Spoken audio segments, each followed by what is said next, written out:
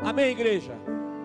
Que a maravilhosa graça e paz do Senhor continue sendo derramadas abundantemente sobre a vida de cada um de vocês, cada um que está aqui no culto presencial e cada um que está no culto online. E mais uma vez ressalto, como sempre digo, isso não acontecerá porque estou falando, não, é porque o Senhor, Ele prometeu, Ele é fiel para cumprir e Ele é poderoso. Amém? Você pode assentar. Glórias ao nome de Jesus. Louvado e exaltado seja o nome de Jesus. Aleluia, Pai. Aleluia. Por favor, abra a sua Bíblia. Eu vou dar por enquanto 2 textos. E você que está online também, faça isso. Abra a sua Bíblia em Jeremias, no capítulo 32. Jeremias, capítulo 32.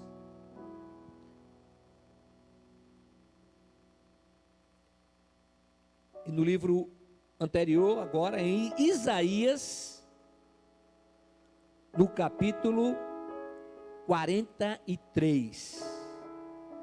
Marque Jeremias 32 e marque Isaías 43. Meus amados irmãos, nós aprendemos nas Sagradas Escrituras que devemos apresentar diante do Senhor todas as nossas necessidades, que devemos estar diante do Senhor apresentando as nossas necessidades com orações, súplicas e ações de graças. Nós aprendemos também a agradecer a Deus diante das bênçãos recebidas. Amém? Diante das bênçãos recebidas. E o nosso Deus é Deus de poder. Eu quero dar 3 textos para você, rapidamente. Lá em Isaías 32, você vira a página, aí você vai encontrar, lá em Jeremias 33, no versículo 3. Leia aí na sua Bíblia. A minha versão diz assim: clama a mim e te responderei, e te anunciarei coisas grandes e inacessíveis que não conheces. Amém? Então quero declarar uma coisa que esse texto diz. Ele fala aqui em Jeremias 33:3 do Deus que tem poder em ouvir e responder. Amém? Ele tem poder e Ele está determinado a ouvir e responder. O texto de Filipenses que citei agora, Filipenses 4, quando o Senhor usa o apóstolo Paulo para nos ensinar que devemos apresentar diante do Senhor as nossas necessidades, as nossas lutas, as nossas aflições, os nossos projetos, em orações, súplicas e ações de graças, é uma ratificação daquilo que o Senhor está dizendo aqui em Jeremias 33:3. Agora, quando você vira a Bíblia, a folha da Bíblia voltando em Jeremias 32, no versículo 27, o Senhor diz assim: eu sou o Senhor, o Deus de toda a humanidade. Existe alguma coisa impossível para mim? Aleluia. Primeiro, Deus poderoso em ouvir e responder. Segundo, Deus poderoso em criar e executar. Aleluia. Então Ele cria e Ele executa. Ele traz à existência aquilo que não existe. Quando todos dizem não, quando todos provam que não, aí Ele diz: a última palavra é a minha. E eu digo que sim, aleluia. Glórias ao nome de Jesus. E aí, a gente indo aqui em Isaías 43, nos versículos de 15 a 19, ele diz assim: Eu sou o Senhor, vosso santo, o Criador de Israel, vosso rei. Assim diz o Senhor, que preparou um caminho no mar e uma vereda nas águas impetuosas. Aleluia. Um caminho no mar e uma vereda nas águas impetuosas. O que faz sair o carro e o cavalo, o exército e a força. Eles juntamente se deitam e jamais se levantarão. Então estão extinguidos, apagados como um pavio. Não vos lembreis das coisas passadas, nem considereis as antigas. Eu faço uma coisa nova, que já está para acontecer. Aleluia. Não percebes ainda? Porém, um caminho no deserto e rios no ermo. Amém? Então esse é o nosso Deus. Primeiro, poder em ouvir e executar. Segundo, poder em criar e executar. Terceiro, poder em agir quando tudo parece impossível. Primeiro, poder em ouvir e responder. Poder em ouvir e responder. Segundo, poder em criar e executar. Terceiro, poder em agir quando tudo parece impossível. Amém? Vejam só. Você depois pode consultar na internet. Entra lá no Google, num site sério, você vai ver que o Brasil já ultrapassou os 10 milhões de curados do Covid-19. Dentre eles estou eu. Aleluia. Ultrapassou os 10 milhões de curados.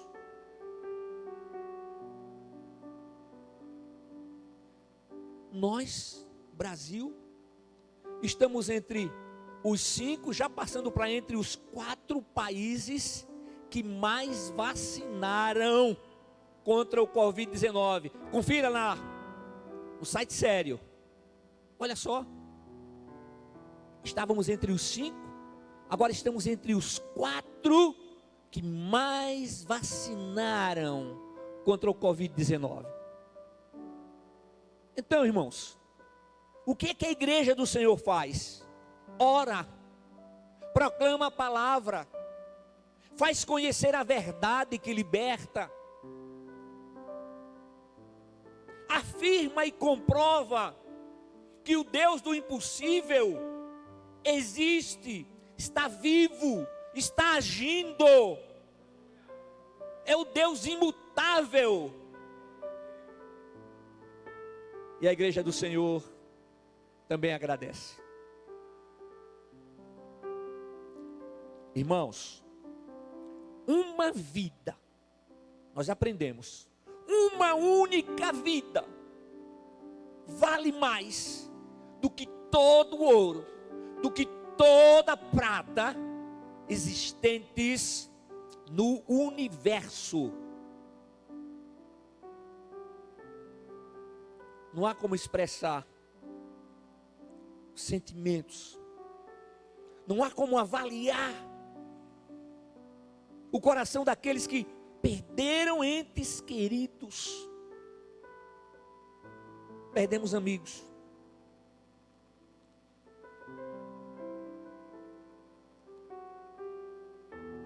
amigos que eram importantes para a gente, mas nós sabemos que o Deus que tem todo poder, Ele também é o Deus de justiça, de amor, de graça, de misericórdia. Ele não se deixa influenciar pelo homem. Amém? Aleluia. Se você puder, feche seus olhos onde você está. Pai amado, levantamos as nossas mãos, reconhecendo e declarando que cremos na Tua palavra, que não somos nada, que não podemos absolutamente nada, mas o Senhor é aquele que pode todas as coisas, o Senhor é aquele que tem todo poder, o Senhor é aquele que traz à existência o que não existe, e nós cremos, Senhor, que diante de todo poder, diante de toda a influência que os homens tenham, jamais, jamais, jamais poderão ser comparados com o Teu poder, com a Tua existência, com o Teu amor, com a Tua determinação em realizar, mesmo quando estão dizendo não, o Senhor é aquele que diz sim. Quando estão dizendo não, não haverá vida, o Senhor está declarando sim, haverá vida, sim, porque sou eu, o Deus que dá a vida, aleluia. Então, Senhor, prostrados diante do Senhor, te agradecemos porque estamos aqui com saúde, e declaramos, conforme a Tua palavra, que cremos em todas as Tuas promessas, e o Senhor afirma que céu e terra passarão, mas a Tua palavra jamais passará. O Senhor afirma que o inferno, que as portas do inferno não prevalecerão contra a Tua igreja. Em nome de Jesus. Em nome de Jesus. Amém. Amém, irmãos. Louvado seja o nome do Senhor. Agora então, vamos para a nossa mensagem. Aleluia. Evangelho de João, capítulo 4. Olha, irmãos, eu estava conversando ontem com um dos nossos irmãos que passou por essa enfermidade, que também foi curado. Ele contou experiência extraordinária que viveu. Eu quero dizer uma coisa para você. Você que está aí no hospital. Talvez você tenha perdido a paciência em algum momento. Talvez você esteja chateado porque perdeu a paciência. Eu quero dizer para você que quando eu estava hospitalizado 15 dias sozinho, durante os 15 dias Damares pôde ir uns 4 dias, ela queria ir todos os dias. Eu disse: Damares, por favor, não, você acabou de se recuperar. Com muita dificuldade, ela ficou em casa. A minha filha Suzane, da mesma maneira. O pastor Murilo esteve lá também, rapidamente, mais de uma vez. Foi quem me levou para o hospital, quem foi me buscar. Chegou lá para me visitar, eu estava de alta. Agora eu vou dizer uma coisa para vocês: em momento algum eu pensei ou tive qualquer receio de que iria partir. Sabe por quê? Porque Deus me fez promessas. E Ele tem feito promessas a você. E você não vai desistir. E você não vai desanimar da caminhada. Amém? Irmãos, esse texto do João, no capítulo 4, ele fala, como toda a Bíblia, de coisas tremendas e maravilhosas. Coisas extraordinárias. Coisas que nós conhecemos como sendo do nosso dia a dia. Irmãos, nós levantamos, tomamos banho, escovamos os dentes, tomamos banho, trocamos de roupa, saímos, e são coisas tão naturais que a gente faz como se a gente estivesse no automático. No reino espiritual, às vezes, muitas vezes, ocorre da mesma maneira. A gente sabe, aquilo já está tão repetido, que a gente vai às vezes esquecendo, não dando importância. Mas aqui o Senhor nos fala de algo importantíssimo. Aqui no capítulo 4, nos versículos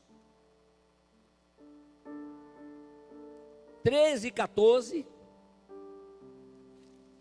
Jesus nos diz assim, está escrito: Jesus respondeu: quem beber desta água voltará a ter sede, mas quem beber da água que eu lhe der, nunca mais terá sede.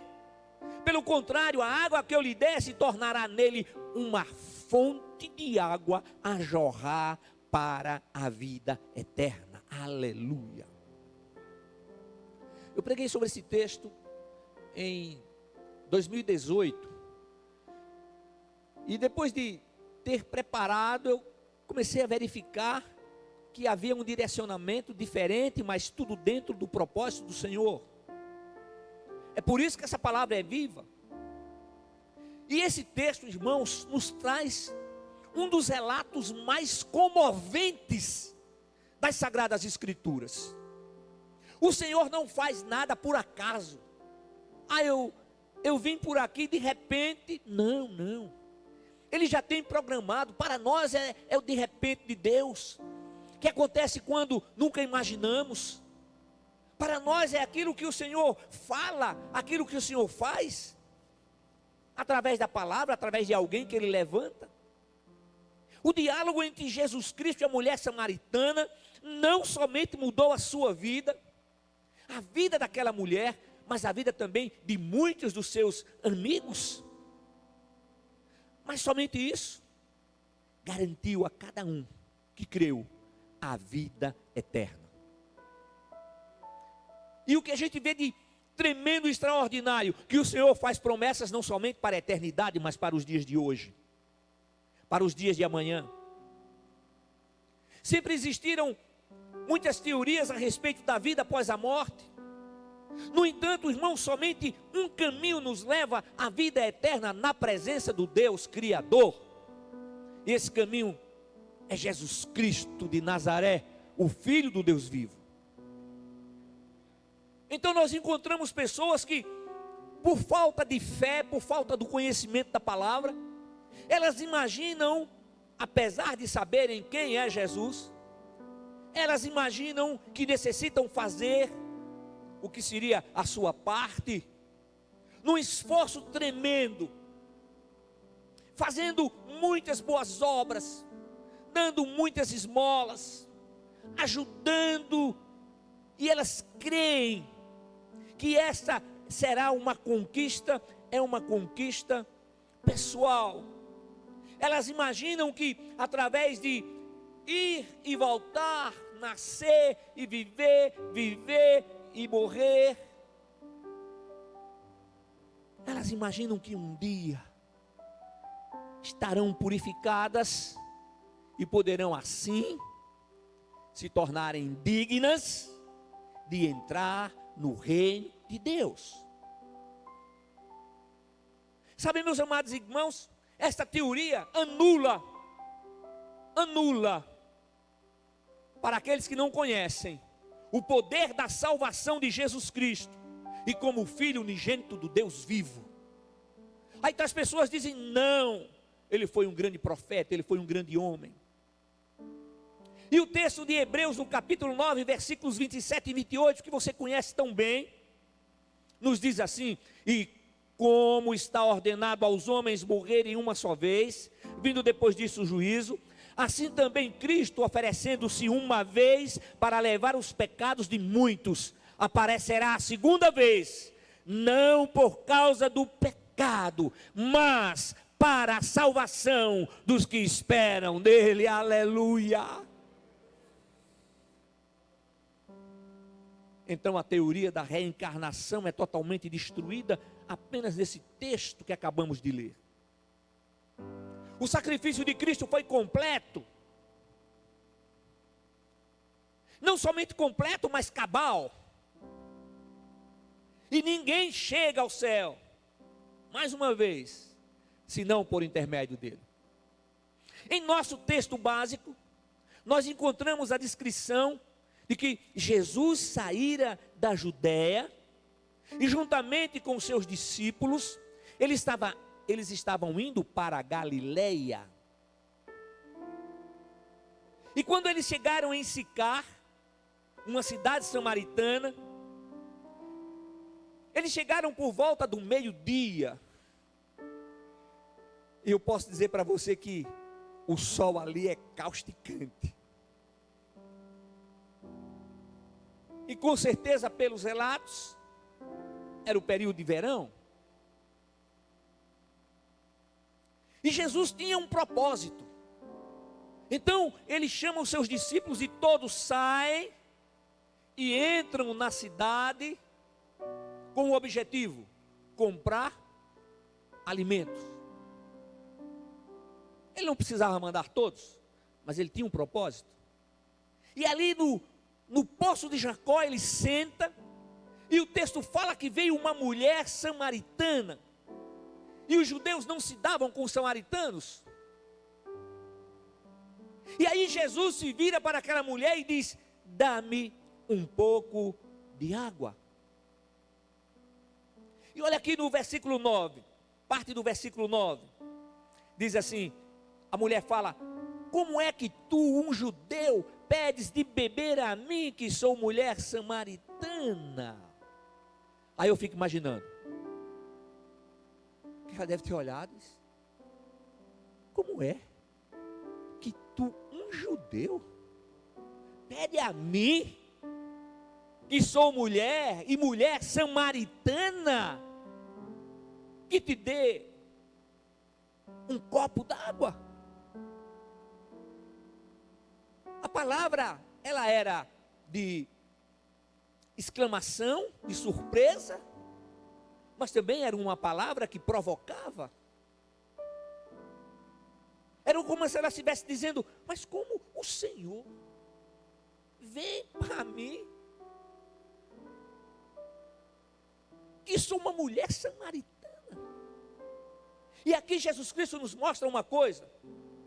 Ele demonstra claramente não fazer acepção de pessoas, mas que veio para todos. Não importa o nível social, não importa a nacionalidade, não importa a escolaridade, não importa a cor, não importa o tamanho, não importa nada. Ele veio para todos. Irmãos, o que é que nós presenciamos? O ser humano trabalhando, juntando recursos, comprando, investindo, entretanto sem paz.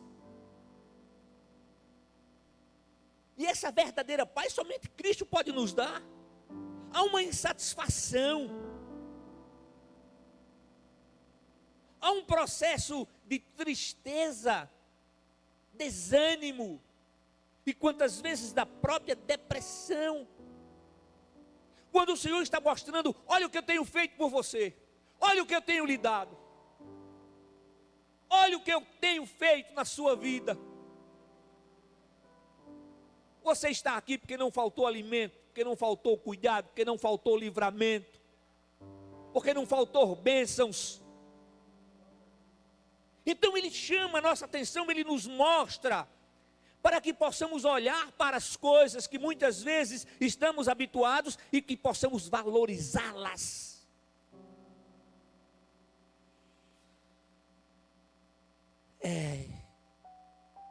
E às vezes eu encontro alguém que diz assim: mas pastor, a palavra fala sobre isso, eu entendo que nós temos satisfação, mas não é a satisfação completa. Claro, não é uma satisfação absoluta, porque nós não conseguimos viver no absoluto. E somente teremos ideia exata do absoluto quando estivermos na presença do Senhor. Enquanto estivermos na terra, estaremos sujeitos às coisas da terra. Então o sentimento do absoluto, ele só ocorrerá, só será realizado lá na presença do Senhor. Mas essa satisfação também significa uma coisa extraordinária. esse preenchimento que o Senhor nos dá. E o extraordinário é que nós cremos, nós tomamos posse de que diante de todas as batalhas, lutas e aflições, Ele não nos deixará, Ele não nos desamparará. No momento da alegria, Ele vai estar conosco. No momento do choro, Ele vai estar presente, consolando, confortando, reanimando. Por quê? Porque você só tem olhado para as dificuldades.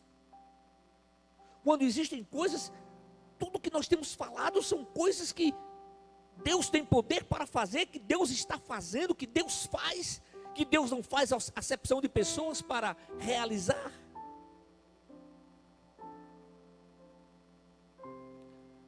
E aí, irmãos, veio à minha mente, o Espírito de Deus trouxe isso, que havia um homem lá em Jerusalém, um homem muito importante.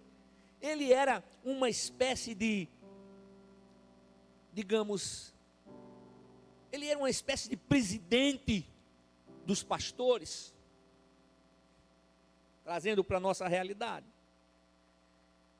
E ele era autoridade entre os judeus e ele resolveu ter um encontro com Jesus, por tudo aquilo que ele tinha escutado, por algumas coisas que ele tinha visto, mas ele tinha receio por ser uma grande autoridade, e ele foi se encontrar com Jesus à noite, diz o texto bíblico.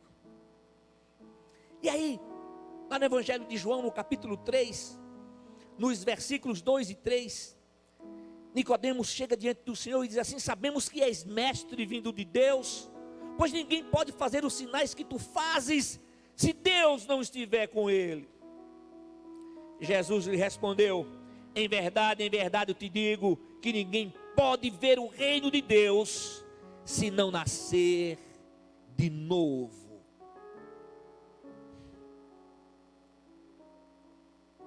E Nicodemos, com tanto conhecimento, ele disse: mas como pode o homem voltar ao ventre de sua mãe, nascer de novo?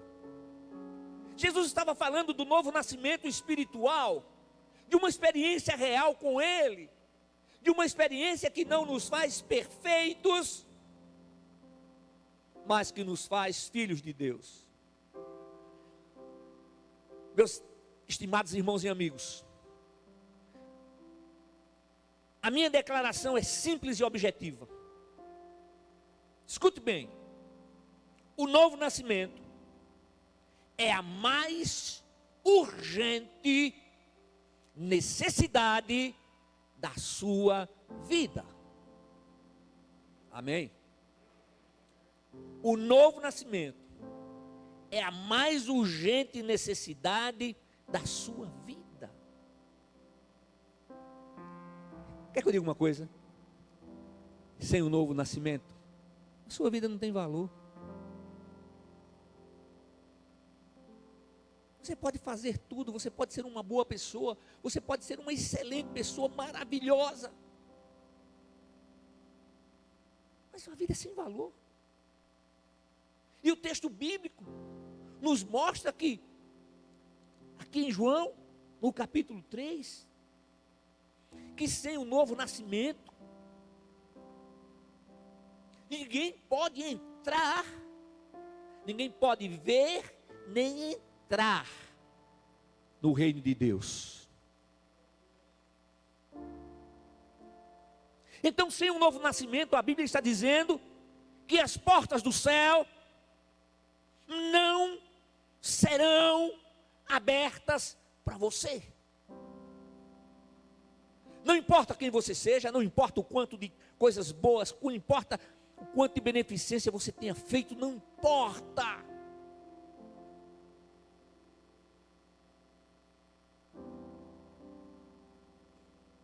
Agora o cara chega no céu e diz assim: eu sou analfabeto, eu sou paupérrimo,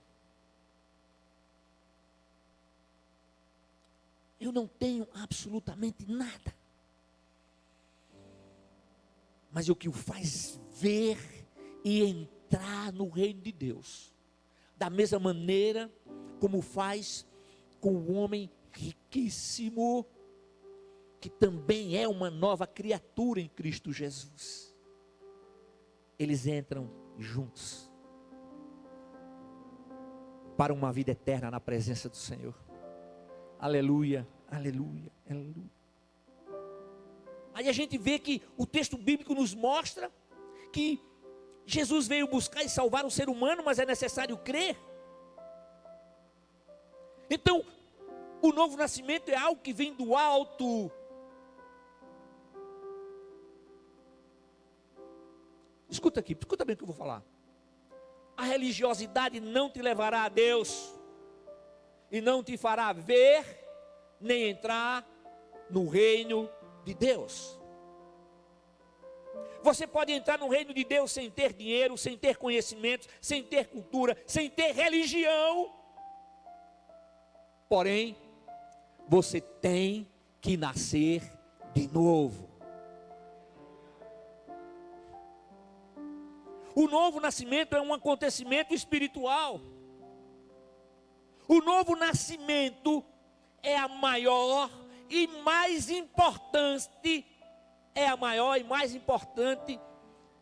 coisa, acontecimento na vida do ser humano.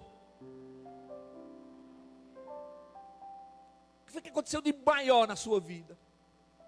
É maior, é mais importante. É o novo nascimento em Cristo Jesus. E o que é que a gente percebe? Que há muitas pessoas que conhecem a verdade, mas na caminhada da vida se deixaram levar e sair do caminho que é Cristo.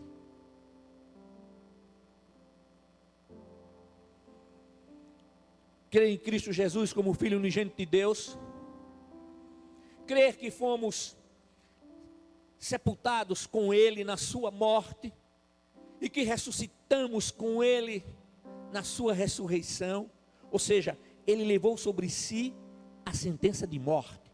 Como é que se paga a sentença de morte? Com morte.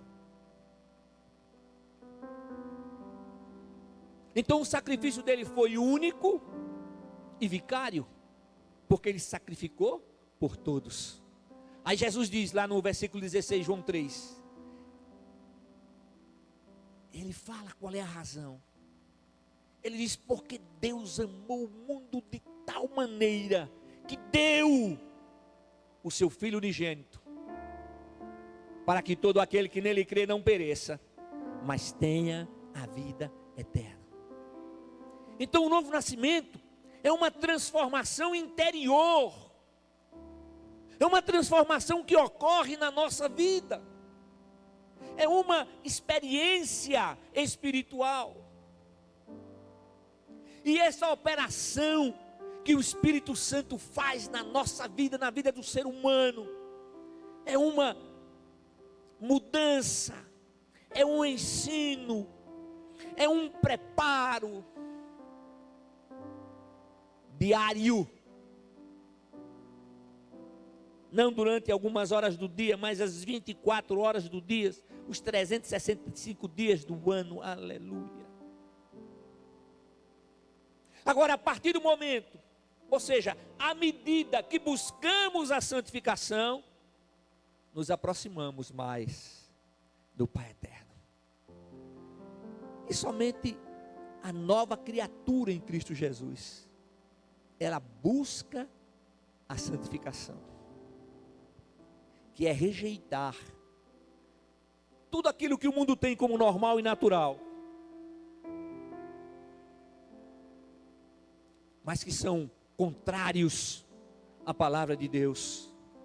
E quando Jesus Cristo ressuscitou ao terceiro dia, ele, diz o texto bíblico, que ele ressuscitou com as chaves da morte e do inferno. Aleluia. Ele sozinho lutou contra Satanás e todos os seus demônios. E aqueles que estavam aprisionados, continuaram aprisionados, demônios aprisionados. E assim continuarão até o tempo determinado pelo Senhor. Mas jamais, jamais poderão entrar no reino dos céus. Aí eu pergunto para mim, e digo, pergunte para você. Não estou perguntando como está a sua vida, mas se você pode declarar diante do Senhor, e dizer: Senhor, eu quero essa experiência. Senhor, eu já passei por essa experiência. Senhor, eu te agradeço porque o Senhor me tem sustentado. O Senhor me tem capacitado. Porque isso é algo tremendo, que só acontece enquanto estivermos vivos aqui na terra. Aí a gente vai lá no nosso texto bíblico. Aí Jesus fala para aquela mulher e diz assim: quem beber desta água voltará a ter sede, desta água do poço de Jacó.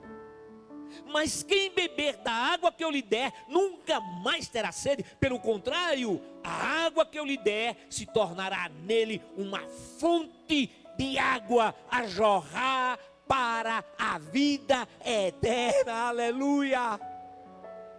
Glórias ao nome de Jesus. Então, a água oferecida por Cristo é a água viva. E aquela mulher samaritana, ela tinha sede de beber e de viver. Eu tenho que encerrar. Com relação à vida na terra e na eternidade, com relação à vida na terra e na eternidade, só existem duas opções. A Bíblia Sagrada nos diz: ou você é uma nova criatura em Cristo Jesus, ou você permanece como está. E foi o próprio Jesus que falou isso, no capítulo 3, nos versículos de 2 e 3, ele diz: em verdade te digo, que ninguém pode ver o reino de Deus, citei várias vezes, se não nascer de novo. Então,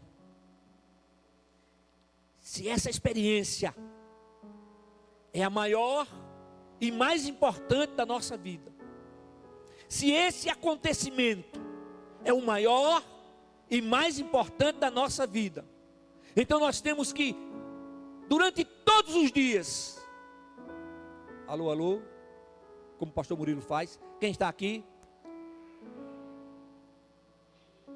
Essa experiência tremenda, esta experiência maravilhosa, ela tem que estar ativa em nossa vida.